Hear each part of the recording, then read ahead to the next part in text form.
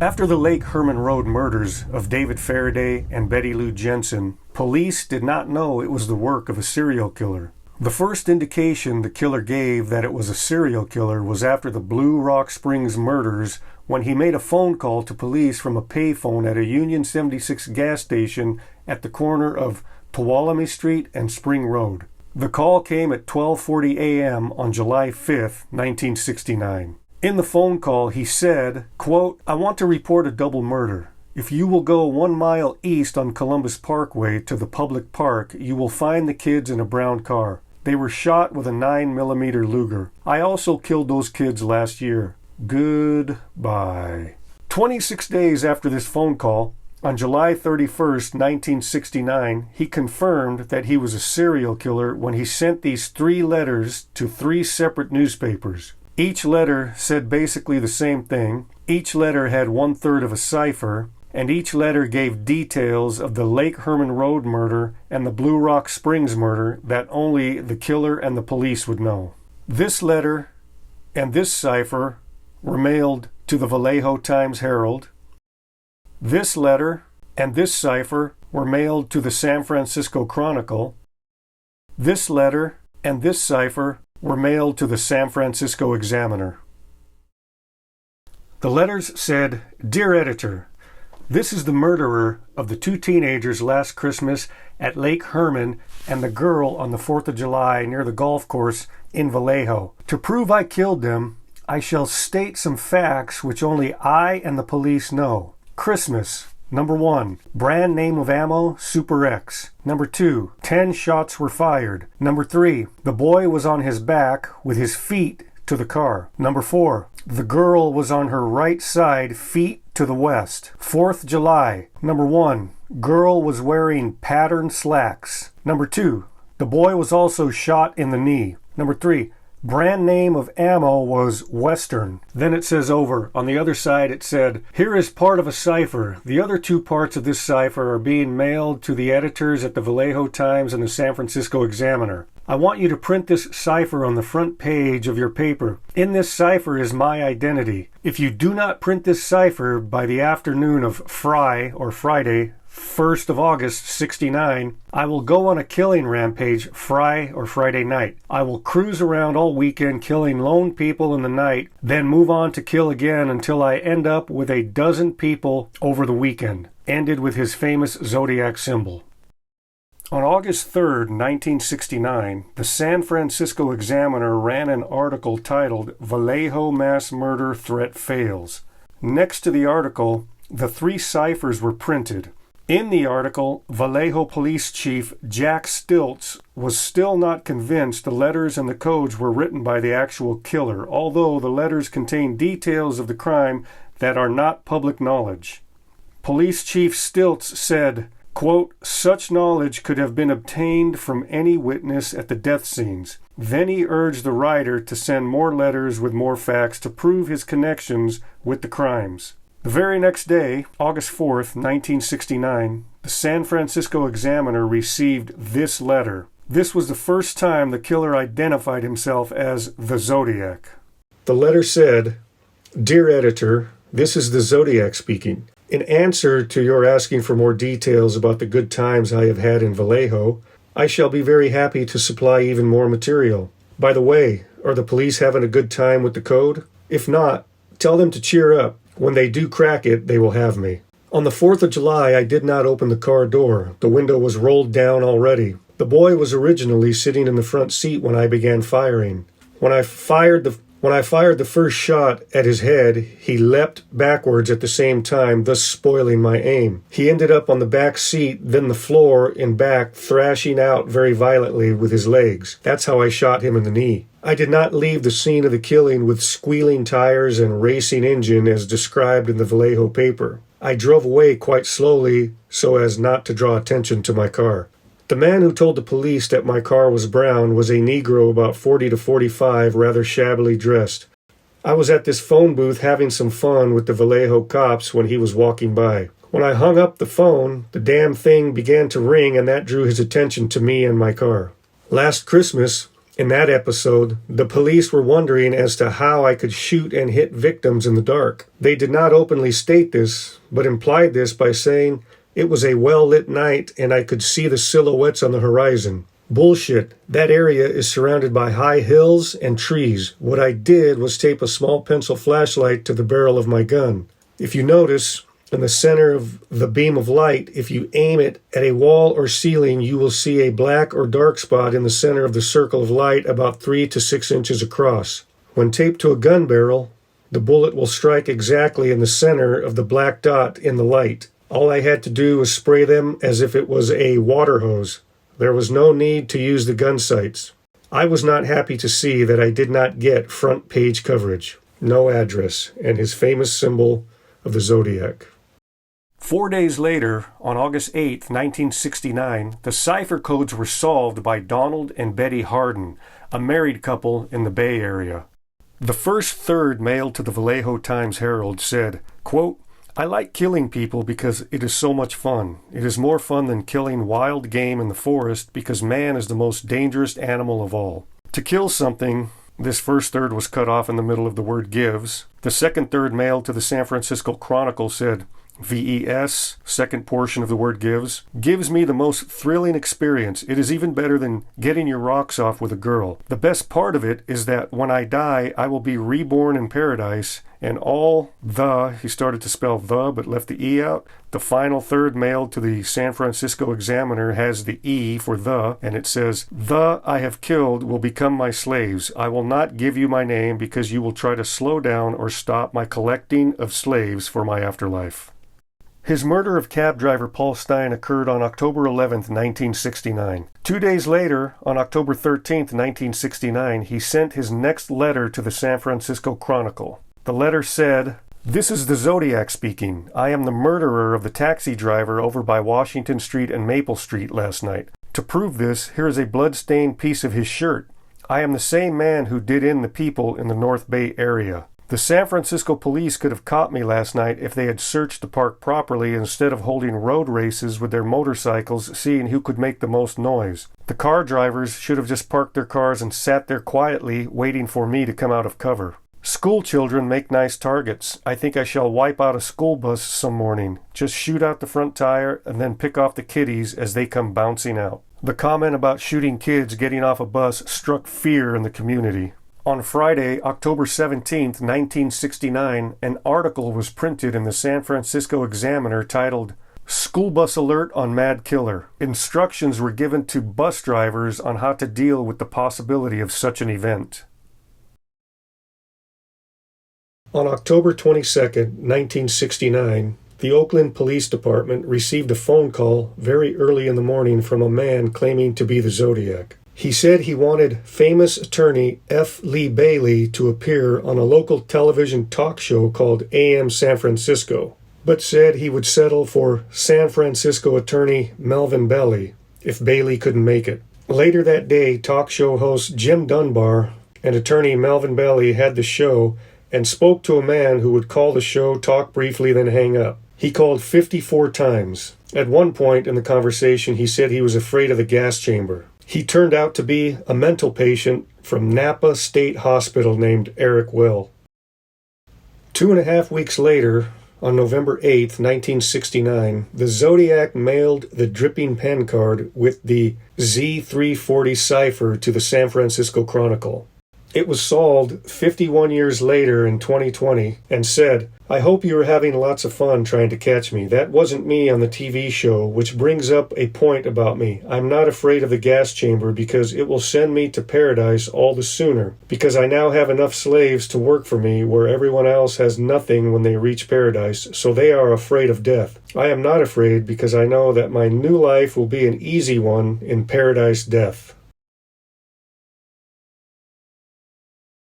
The next day, on November 9, 1969, he sent a 6-page letter to the San Francisco Chronicle giving details about the Paul Stine killing. I won't read the whole letter because it's so long, but I will read pieces of it. He numbered the pages. This is page 2 of 6. And right here, he says, If you wonder why I was wiping the cab down, I was leaving fake clues for the police to run all over town with. As one might say, I gave the cops some busy work to do to keep them happy. I enjoy needling the blue pigs. Hey, blue pig, I was in the park. You were using fire trucks to mask the sound of your cruising prowl cars, meaning patrol cars, but he called them prowl cars. The dogs never came within 2 blocks of me, and they were to the west, and there was only 2 groups of barking about 10 minutes apart. Then the motorcycles went by about 150 feet away, going from south to northwest. In this section of the letter, he says, must print in paper, and he highlights a section here. That section says, P.S. 2 cops pulled a goof about 3 minutes after I left the cab. I was walking down the hill to the park when this cop car pulled up, and one of them called me over and asked if I saw anyone acting suspicious or strange in the last 5 to 10 minutes. And I said yes, there was this man who was running by waving a gun, and the cops peeled rubber and went around the corner as I directed them, and I disappeared into the park about a block and a half away, never to be seen again. And on page 6 of his letter, down here at the bottom, he writes, P.S. Be sure to print the part I marked out on page 3, or I shall do my thing, and then left his sign, Zodiac. He also included this diagram of a bomb that he was designing to blow up a school bus. Fortunately, he was never able to pull this off. On December 20th, 1969, on the 1-year anniversary of his David Faraday and Betty Lou Jensen murder, he sent a letter to Melvin Belly that had another piece of Paul Stine's shirt in it. The letter said, Dear Melvin, this is the Zodiac speaking. I wish you a happy Christmas. The one thing I ask of you is this. Please help me.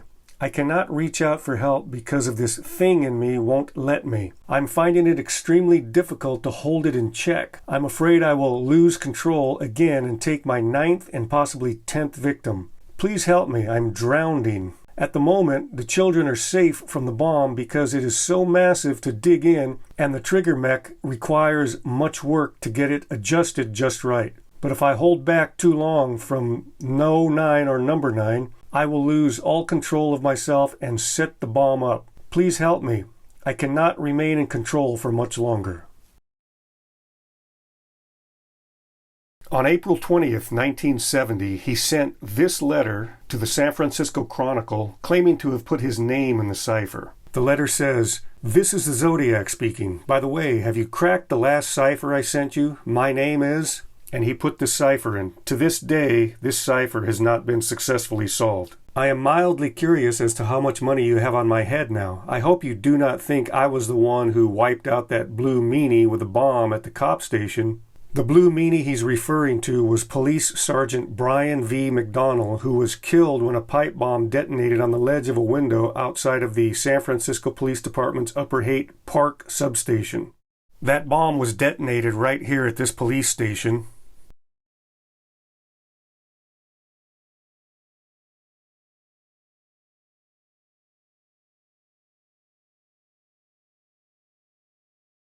And they said it was blown up at the southern part of the building, which is probably this window here, possibly here, but probably this window here. McDonnell was inside the building, closest to the bomb. 8 other officers were injured, but Sergeant McDonnell was the only fatality. The bomb was detonated February 16, 1970, and McDonnell passed away 2 days later on February 18th.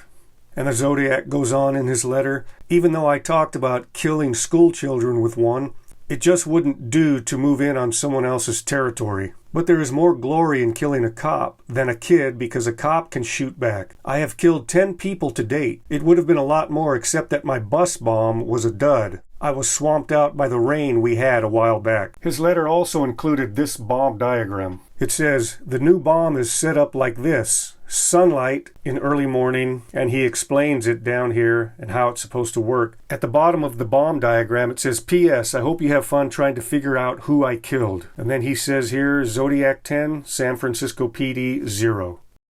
8 days later, on April 28, 1970, he sent this card to the San Francisco Chronicle. The card says, Sorry to hear your ass is a dragon. I hope you enjoy yourselves when I have my blast. Signed by the Zodiac, P.S. on back. On the back it said, if you don't want me to have this blast, you must do 2 things. 1, tell everyone about the bus bomb with all the details. 2, I would like to see some nice Zodiac buttons wandering about town. Everyone else has these buttons like Peace, Black Power, Melvin Eats Blubber, etc. Well, it would cheer me up considerably if I saw a lot of people wearing my button. Please, no nasty ones like Melvin's. Thank you. And signed with the Zodiac symbol. 2 months later, on June 26, 1970, he sent this letter to the San Francisco Chronicle. He was upset nobody was wearing a Zodiac button, and put a cipher in the letter. To this day, this cipher has not been successfully decoded. The letter said, this is the Zodiac speaking. I have become very upset with people of San Fran Bay Area. They have not complied with my wishes for them to wear some nice Zodiac buttons. I promised to punish them if they did not comply by annihilating a full school bus. But now school is out for the summer, so I punished them in another way. I shot a man sitting in a parked car with a .38. Zodiac 12, San Francisco PD 0. The map coupled with this code will tell you where the bomb is set. You have until next fall to dig it up. Zodiac. The map he is referring to is the map that he included with the letter. It's a map with a circle drawn just above Mount Diablo, and Mount Diablo is east of the San Francisco Bay Area. 1 month later, on July 24, 1970, he sent another letter to the San Francisco Chronicle and mentioned the Kathleen Johns incident. The letter said, this is the Zodiac speaking. I am rather unhappy because you people will not wear some nice Zodiac buttons. So I now have a little list, starting with the woman and her baby that I gave a rather interesting ride for a couple hours one evening a few months back that ended in my burning her car where I found them, the Zodiac.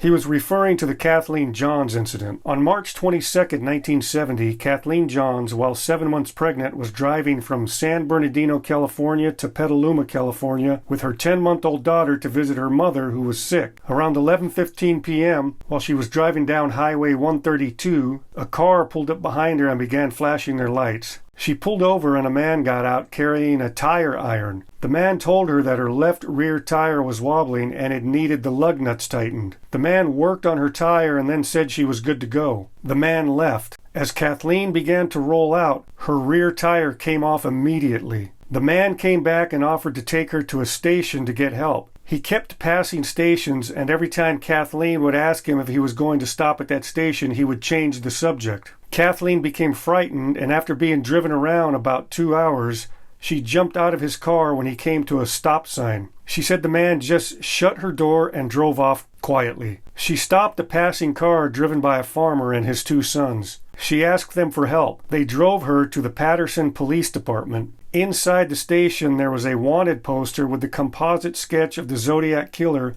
and Kathleen became a little hysterical and said that he was the one that drove them around. 2 days later, on July 26, 1970, he sent his next letter to the San Francisco Chronicle. It said, this is the Zodiac speaking. Being that you will not wear some nice Zodiac buttons, how about wearing some nasty Zodiac buttons? Or any type of Zodiac buttons that you can think up. If you do not wear any type of Zodiac button, I shall, on top of everything else, torture all 13 of my slaves that I have waiting for me in paradise. Some I shall tie over anthills and watch them scream and twitch and squirm. Others shall have pine splinters driven under their nails and then burned. Others shall be placed in cages and fed salt beef until they are gorged, and then I shall listen to their pleas for water, and I shall laugh at them. Others will hang by their thumbs and burn in the sun, then I will rub them down with deep heat to warm them up. Others I shall skin them alive and let them run around screaming. And all billiard players, I shall have them play in a darkened dungeon, all with crooked cues and twisted shoes. Yes, I shall have great fun inflicting the most delicious of pain to my slaves. Zodiac 13, San Francisco PD 0. And the letter continues. As someday it may happen that a victim must be found, I've got a little list of society offenders who might well be underground, who would never be missed, who would never be missed. There is the pestilent nuisance who write for autographs, all people who have flabby hands and irritating laughs, all children who are up in dates and implore you with implat, All people who are shaking hands shake hands like that, and all third persons with unspoiling take those who insist. They'd none of them be missed, they'd none of them be missed. There's the banjo serenader and the others of his race, and the piano organist, I got him on the list. All people who eat peppermint and fomfit in your face, they would never be missed, they would never be missed. And the idiot who praises with enthusiastic tone of centuries but this and every country but his own. And the lady from the provinces who dress like a guy who doesn't cry, and the singularly abnormally the girl who never kissed, I don't think she would be missed. I'm sure she wouldn't be missed. And that nice impriest that is rather rife, the judicial humorist, I've got him on the list. All funny fellows, comic men and clowns of private life, they'd none of them be missed, they'd none of them be missed. And uncompromising kind such as whatchamacallit, thingamabob, and likewise, well, never mind, and tut, tut, tut, tut, and what's his name, and you know who. But the task of filling up the blanks I'd rather leave up to you, but it really doesn't matter whom you place upon the list, for none of them be missed, none of them be missed. Then at the bottom he says, P.S. The Mount Diablo code concerns radians and inches along the radians, referring back to his June 26 letter with the map and the compass over Mount Diablo.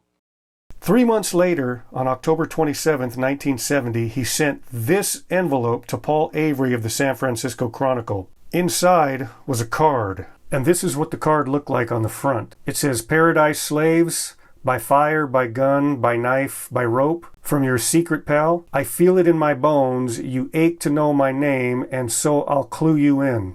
And the back of the card said this. It says 14, but then why spoil something in the back? Boo, happy Halloween. He put the strange symbol on the back of the card with the Z and the Zodiac, and that same symbol can be seen on the envelope that this card was sent in. Also, right up here it says, Peekaboo, you are doomed. 4.5 months later, on March 13, 1971, he sent his next letter to the Los Angeles Times. It said, This is the Zodiac speaking. Like I have always said, I am crack-proof. If the blue meanies are ever going to catch me, they had best get off their fat asses and do something, because the longer they fiddle and fart around, the more slaves I will collect for my afterlife. I do have to give them credit for stumbling across my Riverside activity, but they are only finding the easy ones. There are a hell of a lot more down there. The reason that I'm writing to the Times is this. They don't bury me on the back pages like some of the others. San Francisco PD 0, Zodiac 17+. The Riverside murder he's referring to is the October 30th, 1966 murder of 18-year-old Sherry Jo Bates. It was a Sunday evening when she left the Riverside City College library to drive home in her Volkswagen Beetle. Someone tampered with the distributor cap and her car wouldn't start. A man came to help her. Apparently, she walked away with this man and he used a knife to murder her. Riverside City College is right here.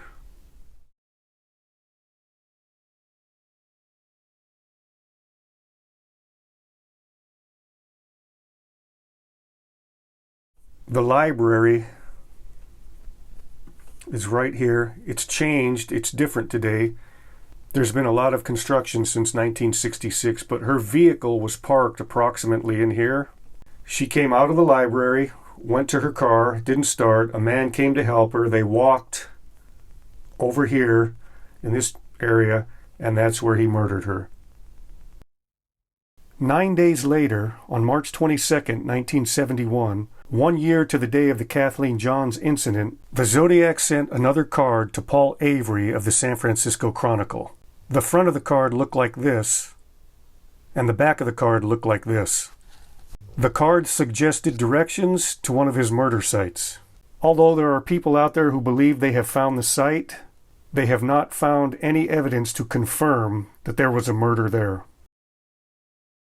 His next letter was sent to the San Francisco Chronicle almost 3 years later on January 29, 1974. The letter was in reference to the movie The Exorcist. It said, I saw and think The Exorcist was the best satirical comedy that I have ever seen. Signed, yours truly. He plunged himself into the billowy wave, and an echo arose from the suicide's grave. Titwillow, titwillow, titwillow. P.S. If I do not see this note in your paper, I will do something nasty which you know I am capable of doing. Me, 37, San Francisco PD, 0. It is believed he is making reference to Gilbert and Sullivan's opera The Mikado, where a sorrowful dicky bird sings titwillow, titwillow, titwillow until it plunges himself into the river flowing beneath his tree. 2.5 weeks later, on February 14th, 1974, Valentine's Day, he sent his next letter to the San Francisco Chronicle. The letter said, "Dear Mr. Editor, did you know that the initials SLA, Symbionese Liberation Army, spell SLA, an Old Norse word meaning kill, signed a friend? SLA stood for the Symbionese Liberation Army, which was a small American militant far-left organization operating between 1973 and 1975. American law enforcement considered the SLA to be the first terrorist organization to rise from the American left. And in May of 1974, 6 of its members were killed when they were hiding out in a house and got into a shootout with LAPD officers. Police fired tear gas into the house. The tear gas caught the house on fire. Some of the members were shot by LAPD after shooting at the police, and the others were killed by smoke inhalation and flames. Almost 3 months later, on May 8, 1974, he sent a card to the San Francisco Chronicle. It said, "Sirs, I would like to express my consternation concerning your poor taste and lack of sympathy for the public, as evidenced by you running of the ads for the movie Badlands featuring the blurb, 'In 1959, most people were killing time. Kit and Holly were killing people.' In light of recent events, this kind of murder glorification can only be deplorable at best. Not that glorification of violence was ever justifiable. Why don't you show some concern for public sensibilities and cut the ad? Signed, a citizen." 2 months later, on July 8, 1974, he sent his next letter to the San Francisco Chronicle. The letter said, "Editor, put Marco back in the hellhole from whence it came. He has a serious psychological disorder, always needs to feel superior. I suggest you refer him to a shrink. Meanwhile, cancel the Count Marco column. Since the Count can write anonymously, so can I." Signed, The Red Phantom, red with rage. Count Marco was actually Mark Henry Spinelli, who had a column in the San Francisco Chronicle that gave outrageous advice, which was most likely satire that people may have taken seriously.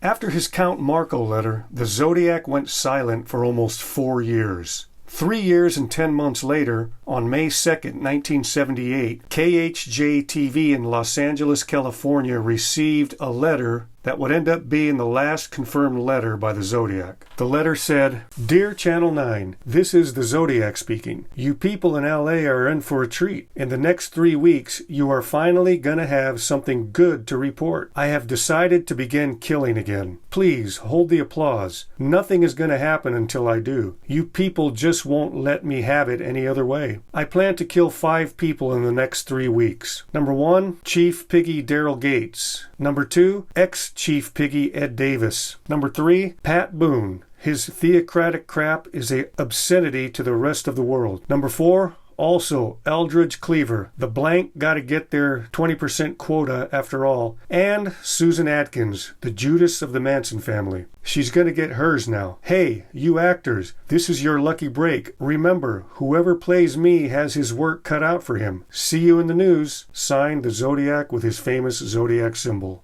From this point on, there were no more confirmed letters sent by the Zodiac, and there were no more confirmed murders by the Zodiac. After this last letter, it appears he stopped taunting police and simply vanished into the multitude of the country's population. So there you have it, the Zodiac Letters Part 2, right here on the Forrest Haggerty channel.